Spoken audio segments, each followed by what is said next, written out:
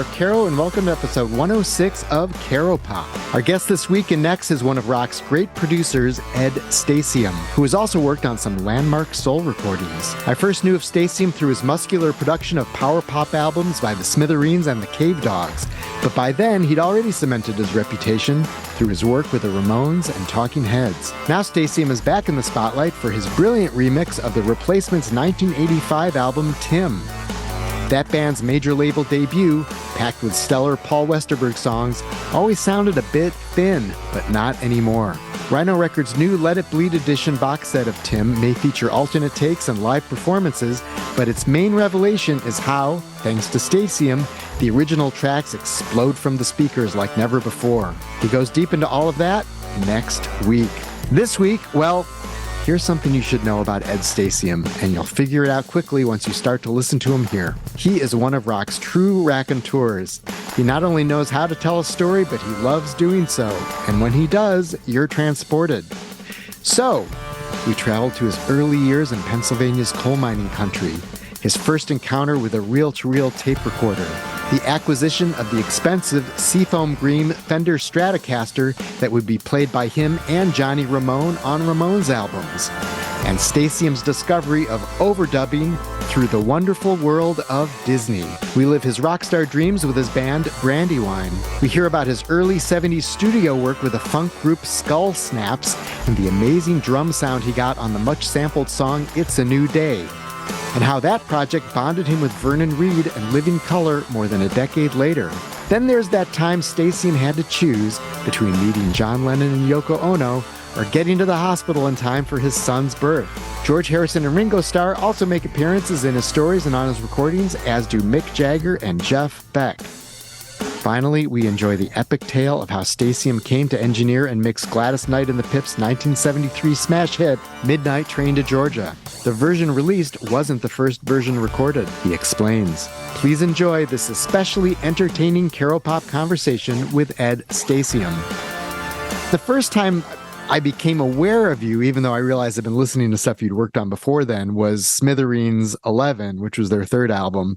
Because I'd gotten the first two, and then they kind of stepped up in this kind of crunchy, quality that I liked already. So that was when I was like, who produced this? And that was there. And then also the Cave Dogs, Joyrides for Shut-ins. I was a big fan. I lived in Boston and I was a big fan of them. And then they did their debut album. And I'm like, oh, Ed Stasium, that guy who just did the Smithereens album. This sounds great. Yeah, actually, there was some stuff that I worked on that was already recorded, like Tater Country. Yeah. I forget which other songs, but, I might have done some extra recording on that. I don't know if the original producer even got credit. He should have. Probably did, but I don't remember his name. I think they did that at Fort Apache.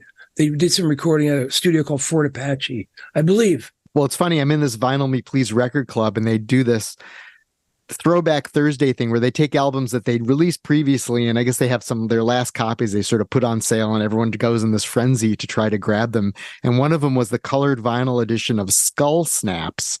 A color, that's a new release, yeah. Yeah, so it was like Mr. Bongo put it out a few years ago, and this was just like the limited, colored vinyl, which is, what people go through. So I'm like, oh, Skull Snaps. I don't know this record. And I looked it up, and that was you too. And that was what, like 1973 or something like that? 73. That was the first album I ever worked on. And there's a lot to go along with that record. That really clinched my deal with Living Colour, because it's a long story, but basically, that was I'd never had the album, and I ran into Vernon. I met Vernon when I was mixing the Mick Jagger Primitive Cool record. Right, Vernon Reid, and he had played on one of the tracks for Mick's record, and then they were hanging out, and Mick and Jeff Beck went down to CBGB's and saw the band, then brought them in to do a couple demos with Ron St. Germain engineering and Mick producing. And I was going back and forth. We were in Studio A at Right Track in New York City, and Ron and Mick and the band were in Studio B doing the demos. They did Which Way to America and Glamour Boys, I think. Those two that, Mick, well, I got a co-producing credit with Mick. That was funny. So I became friendly with the guys, and I just love those guys. And the records were great. We were chatting and hanging out together. And then several months later, I ran into, Right Track was on 48th Street on Music Row, which used to be Music Row. Now it's high rises, I think. I don't get into the city all that much. And, Manny's was on the street, and Sam Ash, We Buy Guitars. It was just a bunch of music stores right there. Right. Right by Right Track. And I walk out of Right Track and run to Vernon, and Vernon's like, hey, man, we got a record deal. Epic signed us. We're talking to different producers. They were talking like Tom Werman, Phil Ramone, and some other A-list cats, I definitely was not. I've never really been A-list. I've been, a little rebel. Vernon said, and your name came up. Okay, and we should get together and talk. So that was like on a Tuesday, I remember. And then I said, well, come over on Thursday. Come to the apartment. I was living in Manhattan at the time on West 78th Street, right by the Museum of Natural History. And I said, come by on Thursday. We'll chat and we'll, talk about whatever, production, records I've done, what have you done, blah, blah, blah. So the day before, that's when CDs were just starting to pop, and the record companies were re-releasing all the stuff. They're really shitty. And now I think about it, they were really shitty remasters. They were just like taking anything and getting them out there to sell. They were taking like third generation safety copies, EQ'd copies. The treble way up on all of them. Yeah. I was like, help me now. And there was a Tower Records right down the street. I lived on 78th Street between Amsterdam and Columbus. And I used to walk over to Tower because I think it was on like 66th Street or something. Right. And Broadway, somewhere around there. And I picked up a few CDs. And on the way back, there was a little park. And on the sidewalk, there was this old black dude selling stuff. And there's a stack of records, pretty big stack of records, probably 50 records. And he just had them there. He's selling them. So I'm going through them, and I find the Skull Snaps record. I never had a copy of it. I had a copy of It's a New Day, the single, which has been sampled like over 600 times. The intro beat. Yeah, so Skull Snaps, we should let people know who aren't, it's a group. It looks like it's sort of like a metal record or something like that from the cover because it's got these skulls on it. But it's this kind of deep soul funk record from 73, and it's been sampled a ton later in hip hop, but the original copies of it did not sell a lot, and people didn't know about it. Yeah, so I never received a copy of that album. I had the single, It's a New Day, and I'm going through the records, and I'm like, oh my God, Skull Snaps, and it had the hype sticker on it. The hype sticker says, including the hit single, I'm Your Pimp. Right. And I'm there. Oh my God, I can't. I'm talking to myself. Of course, the guy's just he's sitting down on the sidewalk. And I said, I got to have this. And I said, how much for the records? He said, I'll give me $1. And I didn't have any change. And I had $20 in my pocket. I said, here, just take this. This has made my year. Finding this record, I didn't go into the big explanation about what it was and what I worked on. You didn't point to your name as the engineer on that. I did not. I did not. But he was very happy with $20. Went home, told my then wife about the story, and then the next day Vernon comes over, and we start talking about stuff. I remember specifically talking about he really loved Julian Cope's "World Shut Your Mouth," that record, the single. And we started talking about stuff. And I said, oh, by the way, and I told him the story about, finding the Skull Snaps record on the street, years after it was recorded. And he said, the Skull Snaps, I learned how to play guitar listening to that record, and just like grabbed me and hugged me.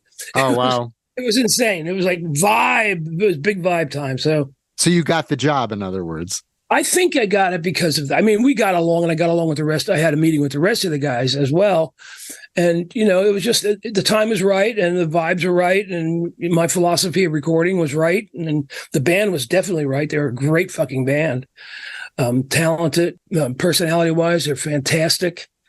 Love those guys. Well, your $20 for the $1 record was a good investment because you got this great gig on a classic album, and also friends for a lifetime. Yeah, and honestly, if you wanted to flip it now, if you go on Discogs, that thing sells for like a couple $100 or something. I saw a mint copy for like $700. Yeah, so well played overall. Yeah, it was And that was a cool record. It was a cool record to work on. They were great guys, and they were really funky. And I didn't know what I was doing, So, I mean, the drum sound is like, what the fuck is that? And I've been getting phone calls. I mean, I was getting phone calls in the 90s from people that tracked me down and said, how did you get that drum sound on It's a New Day? I have no idea. Sounds very modern. There's a reason it's been sampled 600 times. I guess so. Well, it sounds funky. Yeah, you got funky drummer in that. Yeah, funky drummy, and probably a lot of compression on an LA2A because it's the only compressor we had in the studio. And yeah, man, it's still going. So Living Color is still going. Yeah. So you grew up in New Jersey. It sounds like there was sort of a combination of you were a musician and you played guitar and sang, wrote, and then you also learned about tape machines at an early age. Yes. Like, what was your evolution of either wanting to perform or wanting to be in the control room? Well, at first I started on piano. There was a piano. My family's from Pennsylvania, of coal mining heritage, Scranton, Wilkes-Barre area. And they had a lot of friends there and relatives. We used to go there and visit. And then one of the friends had a man cave, really, in the 1950s, right? And it was a man cave. There was a coal burning potbelly stove and a bar and a pool table in the man cave. My dad used to take me there, and there was the regular house and the man cave part of the house, and there was you could see the outside through the wood. The guy built it himself, so it was winter. You can see the outside. You can see snow on the ground between the cracks. I remember that, and there was a little hallway in between the man cave and the house. The Carpenettis were the name. And there was a piano in there, an old piano, an old upright piano. And I started messing around with it. And Alan Carpenetti, the purveyor, the gentleman of the house, saw me playing. And he said, interesting. He showed me how to play chopsticks. Everybody's first song on the piano, besides Heart Song. I loved it. I just loved playing the piano. It was totally cool. And then another series of untimely events happened, and my Aunt Nadine, her church was getting rid of an old piano, and back in Jersey, of course, back in Jersey. I just started going on about piano, and my parents were like, "Well, you want to take lessons?" And we got a donated piano, put it in our little den in Greenburgh, New Jersey, and started taking lessons. Took lessons for about 3 years, then got more interested in rock and roll. When I got a transistor radio from my Aunt Nadine, the same person we got the piano from, and it evolved from there. But it was piano, then fascination with tape recorders at age 10. I had never seen a tape recorder. We just had an old Webcore record player in the house. Right. One speaker, one knob for volume, another knob for a tone, it had a tone knob on it. Played 16, 33, 45, and 78s. We had records. I had records.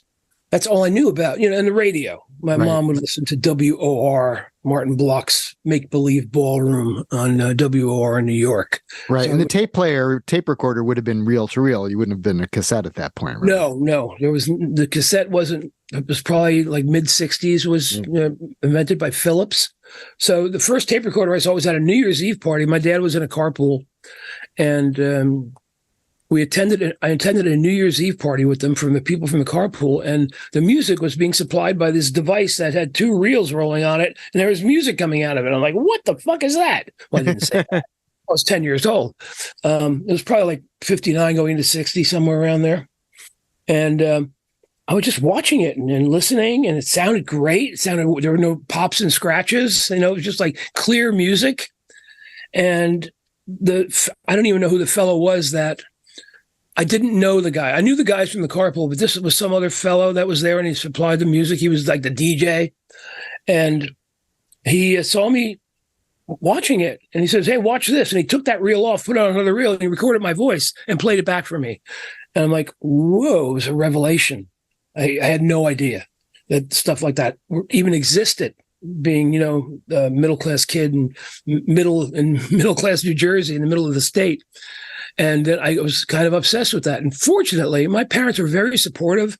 They were working class. My dad worked for Bell Telephone for Western Electric, and my mom worked for Johnson & Johnson at Ethicon on an assembly line. But they were very supportive, and every birthday and every Christmas, they would save their dough. So I was obsessed with a tape recorder. And for Christmas the next year, they found a little tiny one of those Japanese battery-powered 3-inch reel tape recorder with a microphone and, playback. And it had to erase the tape, to record over a tape. It had like a magnet that had a manual little switch thing that you would put to erase what was on it previously. A magnet, a little tiny magnet. That was the erase head. Yeah. And then from there, the next year I got an electric mono Japanese tape recorder. And I started figuring out that I had that little transistor radio that my Aunt Nadine gave me, and I took off the back, and there were these plugs that came with it. It was like it had 1/4-inch inputs that were for the microphone, and also they had a 1/4-inch wire with 2 alligator clips on it. I'm like, what's that? And then I looked in the directions to show that you can hook it up to speakers. So I figured out I took the back off my little transistor radio and put the clips on the speaker wires, and the fidelity had improved like a gazillion %, 1,000%. Nice. It's it sounded really good, especially coming through that speaker on the tape recorder. So I just would record off the radio, and then I would secretly record, my parents having conversations and stuff like that. And then one day, my friend Huey Murray brought a fellow by that played guitar. He wanted to record his guitar. The guy's name is Wayne DeRose, and he had a Gretsch Country Gentleman. And this is like 1961, somewhere around there. And that's what, George Harrison had a Country Gentleman. That's what he, one of his guitarists, or an early guitar of his. Yeah, he started off with the Gretches, though. Yeah. And he came over, and that was the first time like I recorded somebody. And he was playing. He brought a little amp with him. I don't know what kind of amp it was. And I recorded. He brought a reel of tape, and I recorded him playing. And then I just started. That was my start. And then it just continued over the years. Then I saved up some money, got a stereo tape recorder, was the kid in high school. I saved up money again and worked in the grocery store. And I guess it was 1965, the summer of 65, I worked in a grocery store. And then after I saw Wayne play guitar, I wanted to play guitar. So the next year I got an acoustic guitar. Then the following year I got a K electric. And then I had the guitar and the tape recorder. So I would record myself. Then I got then I got a Strat, and I worked in a grocery store the summer of 65, ShopRite in Danella, New Jersey. And, my parents matched the money. It was $239 for a Fender Stratocaster, a seafoam green. That's a lot back then. It was. You still have it? That guitar has been through hell. That's a whole other hour story, but it went through hell. When I saw Magical Mystery Tour, I painted it in Dayglow paints and wrecked the pickups. And then my dad brought it down to natural wood, and then I had to repaint it. And it's actually in the Musical Instrument Museum in Phoenix, Arizona. It has my provenance, and also has Johnny Ramone provenance. Johnny played that guitar, and I played that guitar on all the Ramones records that I did. Oh, wow. I mean, the solo on Sedated and the chunk, chunk, chunk, Beach Boys type of chunk, chunk, chunk on Sedated. And then on Sheena, that's my Stratocaster playing those. So another good investment that turned out to be. Yeah, it was. And there's a more big story with that, but that, we'll save that for the book. What book? And so then I saved up enough dough to get a stereo tape recorder, and I started recording my bands in high school. And I was the guy who would get a record, figure out the chords. I had a good ear for that. I stopped playing piano. I can still bang a piano, I can play rudimentary piano. I can play rock and roll piano. I would be the guy that would buy a record, put it on my tape recorder, and listen to the first, figure out the chords, write down the lyrics, and then bring it to the band and tell them, oh, this is how it goes. So that was my beginning of production, I think. That was my deep-rooted production, was in being the guitar player and backing vocalist in the bands I was in. And at what point did you discover overdubbing? When I was a kid, would you use the 2 tape recorders together to sort of put layers? Eventually I did that, but the first stereo, there was a company called Lafayette, And in the tri-state area, Connecticut, New York, they had a slew of stores, electronic equipment, and I bought mine there. And you could record one channel at a time and then listen back. So very early on, I have myself playing like Ventures songs. I'm like Walk Don't Run and ding, ding, ding, ding, ding, ding, Penetration. A couple other songs, and I still have those tapes. They're on they're on 5-inch reels. I did put them on. They're transferred to DAT. They're somewhere in a file somewhere, and I would record the rhythm on one side, on the left side, and then record the lead on the other side. So I was overdubbing in high school that way, and I figured it out myself. Actually, I didn't figure it out myself. I figured it out. I've discovered overdubbing by watching it was like The Wonderful World of Disney. It was on Sunday nights. Of course, that's where most audio engineers got their start. watching Bambi on Sunday nights or whatever. Watching Bambi, yeah. And there was a segment with, I think it was Doris Day. It might not be Doris Day. I might be wrong. But whoever, it was they showed her singing We Are Siamese from The Lady and the Tramp. And they had a tape recorder and a piano player, and they just had a tape recorder on top of the piano, and she was singing along, and then she listened back, and then on another tape recorder, she sang the harmony part. And that was like, oh, so that's kind of how I learned to layer to overdub, by watching Patti Page. I think it was Patti Page. Yeah. It was Patti Page that sang, We Are Siamese, if you please. And then she did the upper harmony. And she harmonized with herself. She harmonized with herself. And that's cool. And I don't remember quite when that was, but it was somewhere, I just happened to pop that on probably, when I was a freshman in high school, freshman, sophomore in high school, around the Stratocaster stereo tape recorder time. So I said, I'm going to try that someday. And lo and behold, I sure did. And boom. So that was my start. That was my high school. And, then as soon as I started playing guitar and, being in rock bands and, getting into rock and roll, my grades totally, I never looked at a book. I just would go home and play guitar. And now, did you have dreams of being on stage, being a rock star at that point, as opposed to being, the producer? Yeah, especially after the Beatles hit. Everybody wanted to be, the Beatle. And then, you're young, you're 15 years old, you have a guitar, you're playing in front of girls. The girls are going, ooh, so you get interested in the girls and get interested in rock and roll and the whole British invasion thing. It was a great time to be alive. And, what a great time to be a teenager. I witnessed the whole British invasion. I was a freshman in high school. I started high school in 63. So in, February of 64, that's when, the Ed Sullivan Show and all that. And, a gazillion people watched it. And so did I. And like jaw-dropping stuff. And I remember the first time I heard I Want to Hold Your Hand on the radio, distinctly hear that. And like before Ed Sullivan, it was a station, WLS in Chicago, I think, because that little transistor radio at night used to pick up like Buffalo, New York stations, Chicago stations. Yeah, because you're in New Jersey at the time. Yeah. And I think it was WLS, if this rings a bell. 89 WLS. Right. I grew up listening to that a little later, but yeah. Okay. Yeah, with the covers, like Joey says in rock and roll radio, the covers over my head, listening to the transistor radio, just listening through. I pull out WLS, and here's the DJ going, here's a new sound from England. And I remember those first chords, man. It was like, da-da-dam there. Oh, my God, what is that?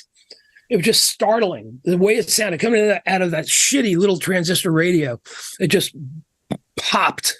It was amazing. And I always will remember that. It was before the Ed Sullivan Show. They got an advanced copy somehow. It was probably between Christmas and New Year's. Right. It's around when that single came out. I mean, that was they had other stuff in England, but really in the US, That was the song that. Yeah. That was the first time I heard it. And then it all went crazy over here. Yeah. Went nuts. It's like when people sort of dog Ringo Starr, which nobody should ever do.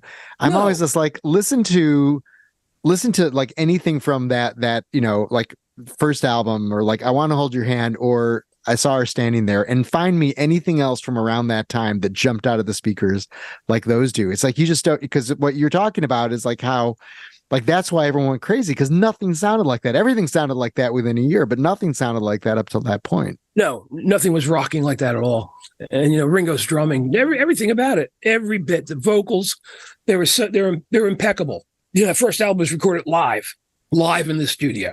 No, a couple overdubs, some hand claps. Yeah. So, but you were in a band in like late 60s, early 70s, like 1970, you guys put out an album with Brandywine. Yes. And it's kind of, listen to some of it. It's kind of folky, like kind of folk rocky a little bit. And you're like the lead singer guitarist on it. No. I sang one song called Humble John. Oh, I see. I just looked at the credits and it said, yeah. I did some vocals, did some backing vocals, but I wrote one song on there. All right. I'm not a good writer. I don't think any of us were good writers in the band. Actually, I played bass on that record because the bass player had a job and kids, and he couldn't go. And we recorded that in Chicago. Did doing that Brandywine record, did that make you want to be a recording artist more, or were you like, I'm going to do more of the production stuff? I started getting into the production thing. After high school, I was in different bands. Different variations of that band Brandywine. Chip, the drummer, being a stable part of my relationship with bands. He was always a drummer in my band. I was always interested in recording. I built a makeshift studio in our manager's basement with 2 tape recorders. And actually, with my stereo tape recorder, my Lafayette tape recorder, and then with a cassette, and going back and forth from a cassette to that tape recorder. And then I made a big purchase because we were a working band, and I also had a day job because I got married. I got my girlfriend pregnant. We got married, and my son is actually, he's not working right now because he does Pro Tools playback for film and TV, and they're all on strike, so he's not working.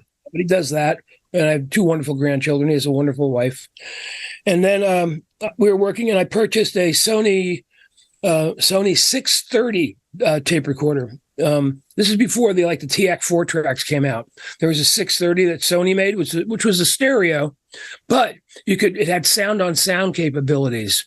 You could record on one track, and then it had a knob that you could balance the previous recording and then overdub onto the next track. It also had echo on it. It had delay echo. Of course, every song had delay echo on it. And then I learned how to flange, do flanging between 2 tape recorders. I kind of picked that up by mistake, figured that out by myself. I always loved flanging, Ichiku Park and Life in the Fast Lane. Right. The Big Hurt by Timmy Euro. Is that who? I forgot. That was the first record with flanging on it back in the 50s. Open My Eyes, Naz. They have some good Open My Eyes. Yeah, man. Yeah. I always love that swooshy sound to it. Yeah. I love that stuff. Even on Ramones records, I did manual flanging like that.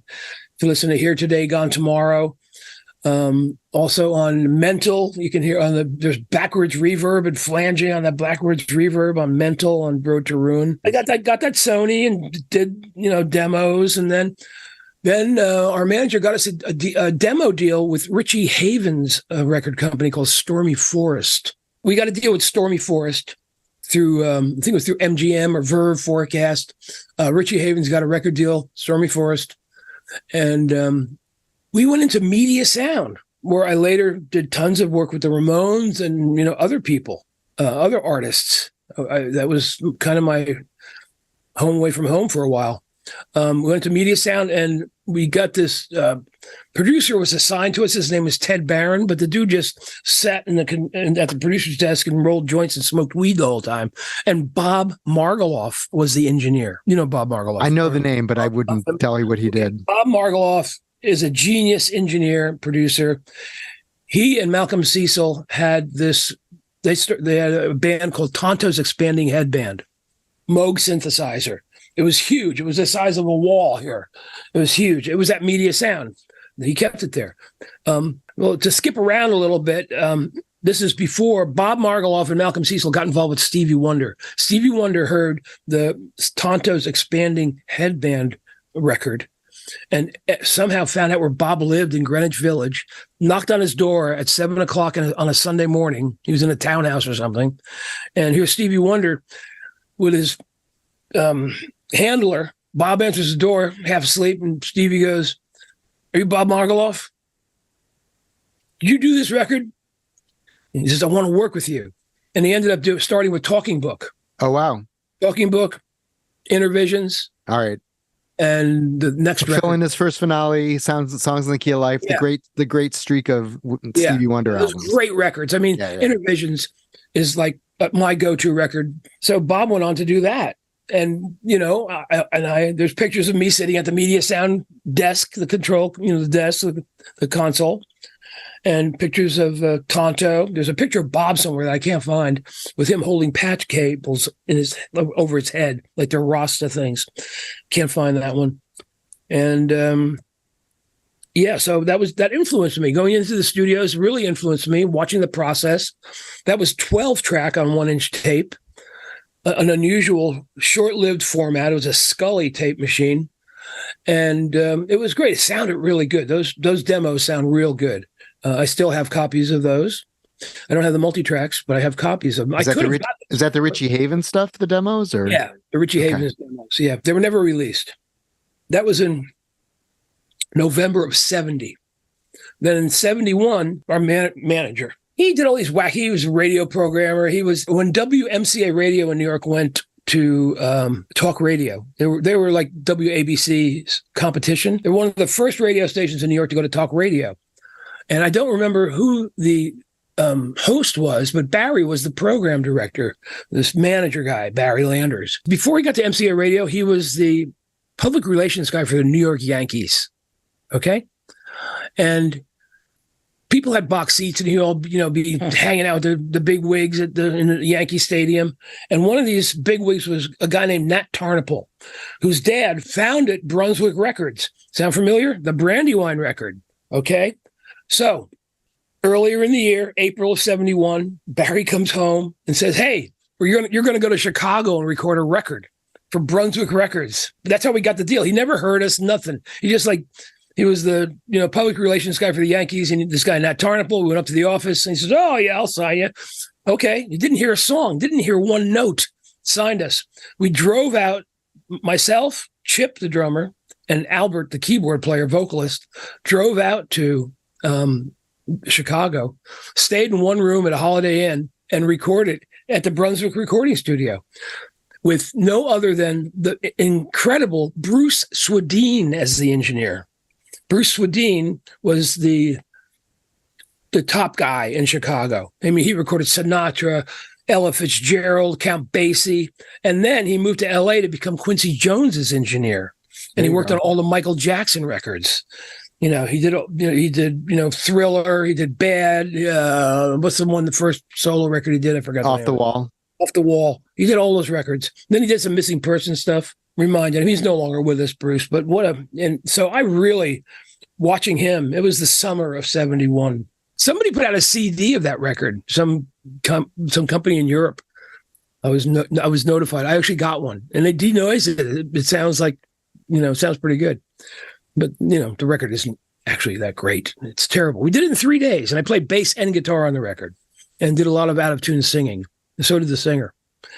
And then within like a few years, you're working with Holland Dozier Holland and Gladys Knight and the Pips. Yeah. So how did that happen? So October of 71, Barry Landers, again, this will be the last Barry story. He's working at WMC Radio that I briefly talked about 10 minutes ago. Right. And he comes home and he's all excited. "What's going on? Hey, Barry, what's happening?" He says, "John and Yoko are coming into the studio." Wow. My hero, John Lennon. Right. Love John. And October 71, the date set. It was like in the first week of going talk radio. I don't remember who the host was. But John and Yoko were coming in. And, I was at the time I was working for Ampeg and Alltech.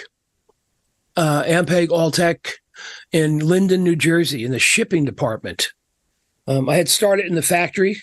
They make amplifiers. I have a vintage 60s tube Ampeg jet. amplifier. Oh, I have one of those. I do. I have a Jet with the vibrato on it. Yeah. Yeah. That's the only effect on it is vibrato. That's it. Yeah. I have one. I just had it serviced recently. It sounds great. I have one of those. Tremolo. Cool? Yeah. It's like it's got a tremolo knob and that's it. Yeah, that's it. It's great. I love it. Yeah, so I didn't make that one, but I did make a lot of SVTs and V4s and V4Bs. I was on the assembly line for a little while, then I got transferred to shipping. And I was there briefly. I was probably only there 8 months.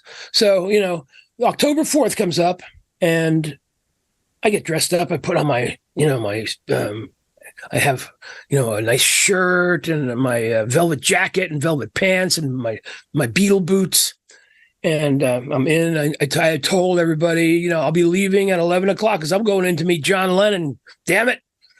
And so I get a call from my first wife, Debbie. I get a call from her girlfriend, Nancy, and she says, "Ed, Debbie's in labor." Ha! Debbie's in labor. I'm there. No, she isn't. Fuck this. No, Debbie, she can't be in labor. Tell her to wait. She had already gone to the hospital, so I didn't go see John Lennon. I went to see my son Jason being born in my velvet pants and my velvet jacket and my nice shirt and my Beatle boots. I'm sure they appreciated how you got dressed up for the birth. Right? Yeah. And it's better than seeing John and Yoko. Yeah. And somehow I called into the radio station after Jason was born, and they were still at the station. And I talked to the guys and told them that, it was a boy, because we didn't know at the time. We didn't have any of this, didn't do anything like that. Right. There was no gender reveal party or, I don't even think they had the, whatever you call that, put in your tummy. The ultrasound. That's it. Ultrasound. You got it. I can't think. I don't have, my vocabulary isn't that great, especially in the scientific world. No ultrasound. So I said, yeah, it's a boy. We named him Jason and blah, blah, blah. And they told John, and John wrote on took a piece of the yellow legal pad and wrote, "Happy birthday, Jason. Love, John." And put a little caricature of him and Yoko. And then Yoko scribbled something, and nobody's ever been able to decipher. But my son has that, and there was photos taken that day in the radio station, at the radio station. And so I had to play. His mom, Debbie, had it in a shitty little frame for years. It was cracked. It was fading from the sun. So I had it in the 90s. I had it properly mounted with a photo and presented it to him with a litted plaque, presented to Jason Stasium on the day of his birth, blah, blah, blah, blah. So it's pretty cool. So it was good timing after all. Yeah. Except for you not getting to meet John, but that's pretty cool. Didn't meet John. No, nope. But I do have connections with all of those Beatle guys. That was my connection with John. George Harrison played when I did the Jeff Healey record, Hell to Pay. We call it toupee because of the drummer wore toupee all the time. It was called Hell to Pay. Hell to Pay. Hell to Pay. We did a cover of Hell to Pay would be a good album title, actually. Yeah, it would be. I always call it that record that way. Or band name. Yeah. Yeah. So George is on that record? We got Michael Kamen was buddies with Jeff and buddies with George, the late Michael Kamen. He was in the New York Rock and Roll Ensemble, who I saw open up for Jimi Hendrix at Lincoln Center once. Back in like 69, 60s. No, it was the Experience. It was like 68, I think. Anyway, so they got in touch with each other, and George Harrison called the studio, and I talked to George. We talked to Jeff, and then I talked to George on the phone. And I'm like, oh my God, I'm talking to George Harrison. It was great. And he asked, well, Ed, what would you like me to do? What would you like me to play or do? What would you like me to sing? Would you blah, blah. I'm working with Jeff Lynne. he can help too. And so I was talked to him on the phone, and I wrote him a letter, and he used to say, play some slide guitar in this section, play acoustic guitars, and do some backing vocals. And they did backing vocals. They did it at Rumbo, where I later worked with the Smithereens, and Something Happens, and a bunch of other projects. I did overdubs there. At Rumbo they did it, and actually I had been working there. I did the Smithereens record before the Jeff Healey record, so I knew the staff. So it was easy for me to call the staff and say, "Hey, we're going to send you a safety copy of this for George to work on." which is really cool. So that's my connection with George. Ringo played on the last Empty Hearts record that I did. Clem gave up his seat. You know, Empty Hearts. It's like Clem and Elliot Easton, and it's one of those kind of combo bands. Yeah, those guys. So Ringo played on one song on the last record because Wally knew him from doing the all-star band thing. Wally Palmer from the Romantics was the singer in Empty Hearts. So that's my Ringo connection. And then what's my Paul connection? Oh, I did a remix with Arthur Baker, the Disco King, right, of a song called "No More Lonely Nights." It was from that Broadway that play. Give my regards to Broad Street, his movie. That you are correct, sir. That is correct. That was I think that might have been his last #1 single. Oh, really? It's a big one. Oh, like 84, the big somewhere around there. The big Paul ballad. Yeah. No more lonely nights. So there was like a disco remix of that one? Yeah, we did a disco remix. But one of the tracks had Paul like scatting and stuff. Just going boop, boop, boop, and do only silly shit. And I have a cassette of it somewhere. I don't know where it is. I got to find that sucker. And so I just put it on cassette. I have a cassette of that one track. We didn't use it at all. And he didn't use it. But I have a cassette of it somewhere. I'd love to pick that. Yes, where was I? I think Midnight Train to Georgia. Oh, geez. Okay, so I'm in a band. In those bands, that record comes out. Debbie gives birth to Jason. I get fired from my job at Ampeg because I'm playing in a band, and I get in at 4 a.m. and have to be at work at 7, and I don't get there till 10. I get fired, get a notice. I managed to collect unemployment. I'm living in my parents' basement, okay? With your baby and wife? With my baby and wife, yes. Well, that was our living room. We actually had a bedroom upstairs, which used to be a den, which we converted to a bedroom. And, is this the house you grew up in? Yes, house I grew up in. Okay. And we had got after we got married and Jason was born. We had an apartment, but then I could no longer. It was like probably $110 a month or something. But I got fired. I wasn't making any money in the band. I had to leave the apartment, and move in with my parents. And collecting unemployment. And for some stupid, ridiculous reason, I had the store Bamberger's. It's a subsidiary of Macy's. Okay. It's in Jersey and Connecticut, upstate New York. I went and bought 2 bicycles, $120. I had no money. I went and bought two bicycles. And so we were riding around the neighborhood, and I bumped into this guy, Michael Bonagura, who I knew from my garage band days, and I taught him how to play guitar when he was a kid. He's like 5 years younger than me, so he was probably 11. I was probably 16 when we met, and I hadn't seen him in years. Ran into him, and he's like, "Hey, Eddie, how you doing?" My dad knows this guy, Tony Camello, who he teaches there's a university called Alma White College in Zarephath, New Jersey. And Michael's father, Big Mike, was the English professor, and Tony Camello was the music professor at teaching. But Tony's side gig was, having a little studio with Tony, and as Tony Bon Jovi as a partner. And so I bump into Michael and says, "Hey, this buddy of mine, of my dad's, is building a recording studio in his house in Belmead, New Jersey, by Somerville, New Jersey, central New Jersey." I'm there, "What? Really?" "Yeah," he said, "we can go down there anytime and record. And he has an engineer named Tony Bon Jovi that will be, engineer all our stuff." And I'm there, "Okay." And so then Michael and I started up in a band again. Okay. We started playing like swim clubs and stuff. This is the summer of 73, early 73, doing a couple club gigs. And this guy, Jamie Flynn, was playing drums. This guy, Alan LaBeouf, was playing bass. Michael was playing guitar. I was playing guitar. Just doing, British Invasion stuff, having fun, making a little bit of money to augment my unemployment income. And Michael kept calling Tony. He never called back. We just finally got down there, and we walk. I'm expecting a studio. So we walk into he made an addition to his house. We walk in, and it's in a construction phase. It's being built. There's a console on the floor. There's a Ampex MM1000 2-inch 16 track, the same machine that they had in Chicago, and a patch bay and microphones, boxes of microphones. Apparently there was a fire sale somewhere, if you know what I mean. And Tony Camillo got all this equipment for like 10 grand, like all these, 10 U87s, Neumanns, and a console and tons of stuff.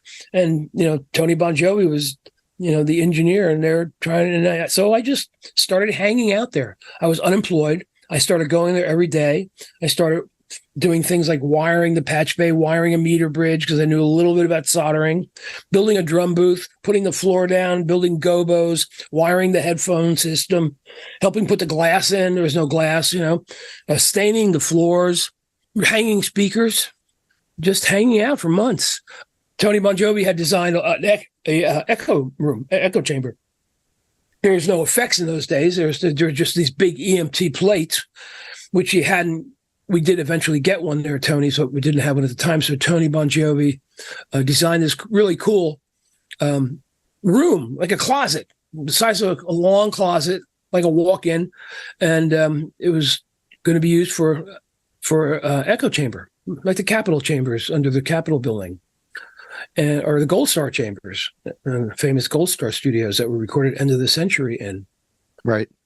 And Michael and I epoxied this thing. It was like summer. There was no air conditioning. It was like 110 degrees. We have this like fiberglass epoxy. We're like rolling onto the walls and sniffing this stuff and getting totally dizzy, getting like you just want to throw up. But it was like I was determined to finish it. And we ended up, doing that one hot June, whenever it was, July day, 73 this was. It was probably, I think it was August. It was, 51 years ago, and finished that and just started bringing my friends in to record them. And, I would actually record myself. I would set up the tape machine and put it in record and run out into the room and play guitar or whatever, play drums, I do it all myself. A la Paul McCartney's first record. Right. Except my stuff sucked. Actually, there's one song that's pretty good that I have somewhere. Very early stuff, didn't know what, and again, I didn't know what the hell I was doing. I had no idea. Microphone choice, I didn't know anything. I had no technical knowledge of anything whatsoever. Just having a blast, learning how to record with my friends. That's a good name for a book, Learning How to Record with My Friends. There you go. You too can do this. And it's gonna be that memoir you're going to write. Yeah. So we started, I did that Skull Snap, then the studio was finished, brought in some stuff. So Skull Snaps was recorded in that studio, like early on. Yes. One of the earliest, if not the first thing that I did.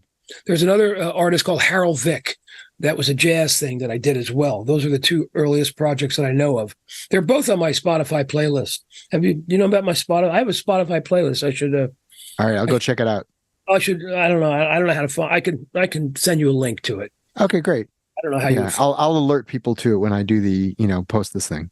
Okay, yeah. And then we started bringing some stuff in. And then Tony was tight with the Holland Dozier Holland people. Tony, there's another long story about Tony Bon Jovi calling Motown and figuring out their echo and reverb and how they made their records. And they flew the engineer there, and Berry Gordy flew him out to Detroit and offered him a gig. And he said, well, if I can bring Tony Camillo as an arranger, I'll come and work. Because he was like 18, 19 at the time or something. This was way before me.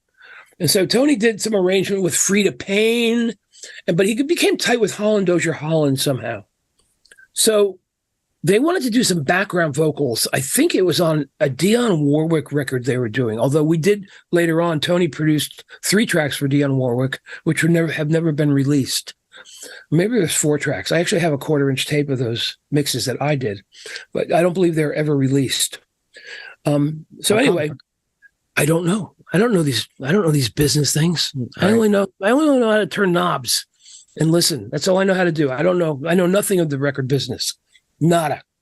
Don't even ask. I have no idea. Publishing, forget about it. Ignorant of that stuff. I'm still just a kid having fun with, instead of spinning reels, I have a spinning hard drive. It's all good. So one day, Tony's all excited. Holland Dozier Holland are coming here. They're going to do some backing vocals for a Dionne Warwick session. Okay, great. Eddie, can you go pick them up? Anyway, they were staying at a fancy hotel in Central Park South. And Tony had probably told him, yeah, I'll send a car for you, okay? At the time, I was driving my dad's car. So it must have been around, I'm trying to think. But we did Midnight Train in 73. So I started at Cabela's in 72. I was driving my dad's car. I borrowed my dad's car. I don't remember. Yeah, I was probably living at my parents' house. Okay. So he sends me in a 1967 Ford Galaxy without air conditioning in the summer. Again, like it was probably 73. Okay. To go pick these guys up. And I'm a hippie. You know, I'm totally long hair. I'm, you know, fry boots on and jeans and, you know. And you're getting Holland Dozier Holland, the greatest, you know, songwriting the greatest songwriters in the world. And yeah. Tony is like, you know, okay, I'll have a car pick you up. And of course, you're thinking, oh, you'll have a limo pick us up, you know, of course. And so I go in and I call their room and they come down, or they may have been waiting in the lobby. I don't remember. And they walk in and they see this hippie. They look at me and they say, yeah, I'm here to take it to Tony Camello's. And I go, okay. And they come out and they look at the car and they're like, they just stood there. And there was 3 of them and someone like a bodyguard. And these are big, they're big guys. You know, so there's like 3 in the back seat, no air conditioning. It's like 90 degrees with 100% humidity. And I have to drive them the, 45-minute hour to Tony Camello's. I don't think they said a word the entire time.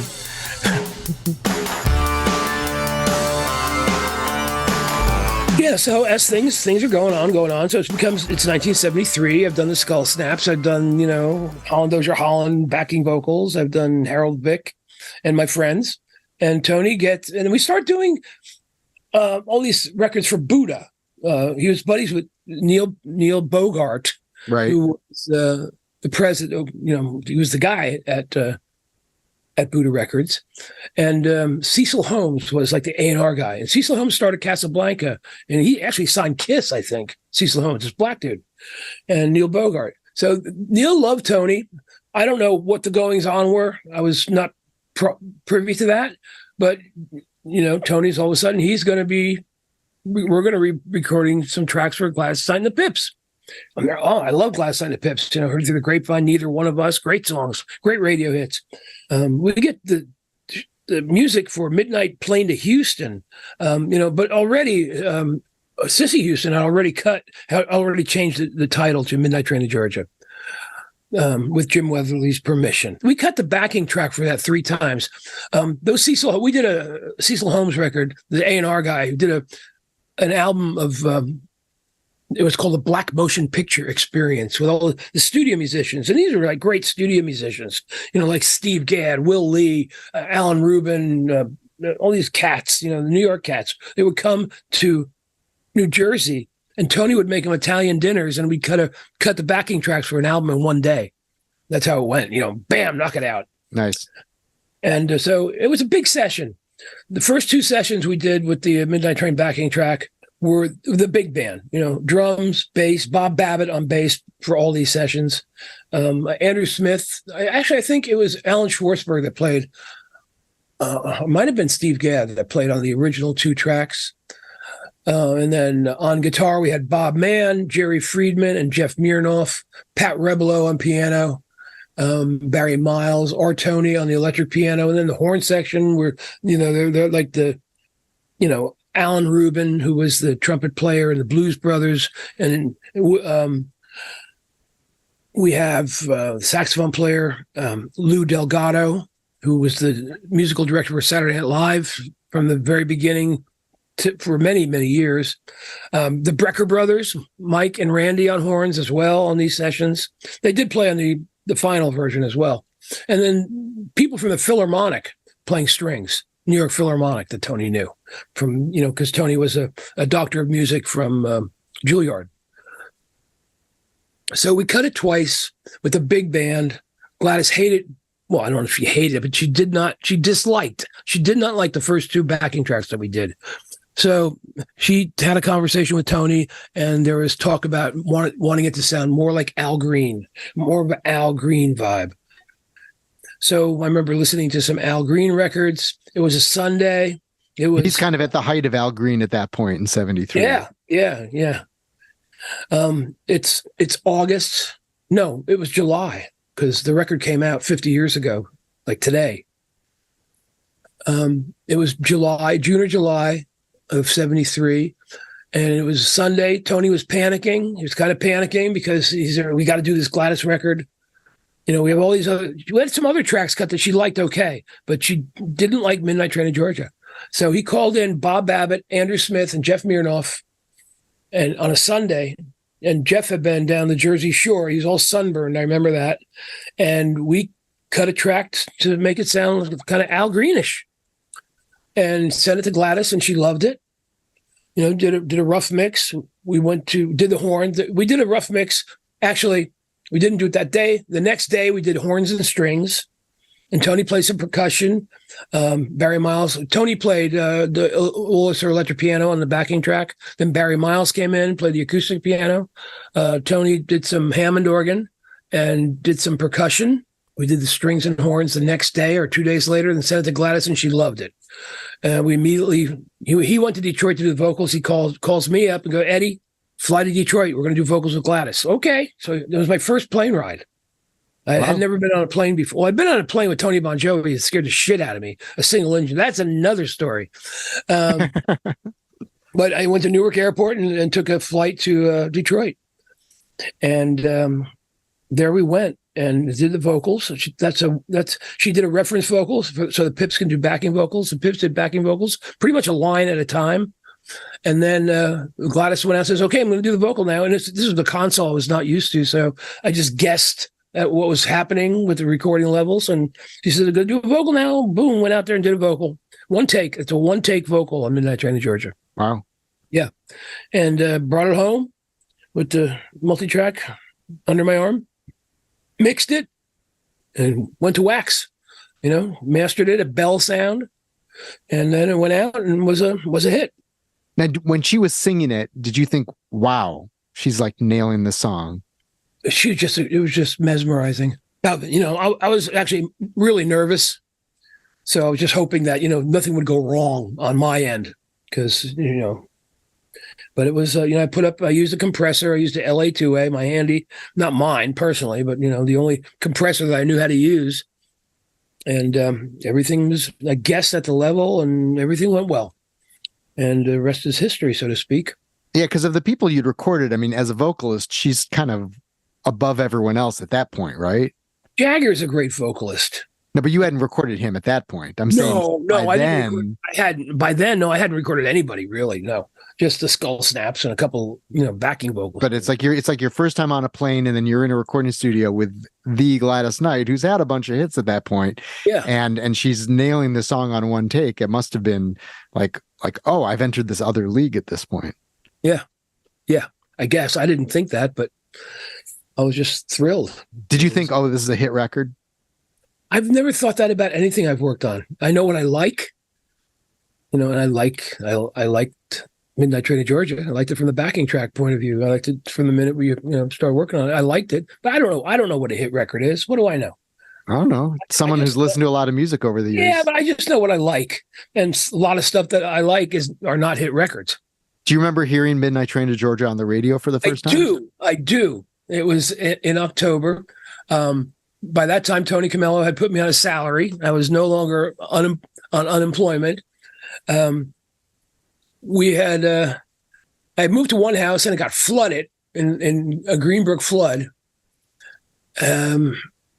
It was a flash flood, and I was actually in Detroit doing vocals with Gladys when it happened.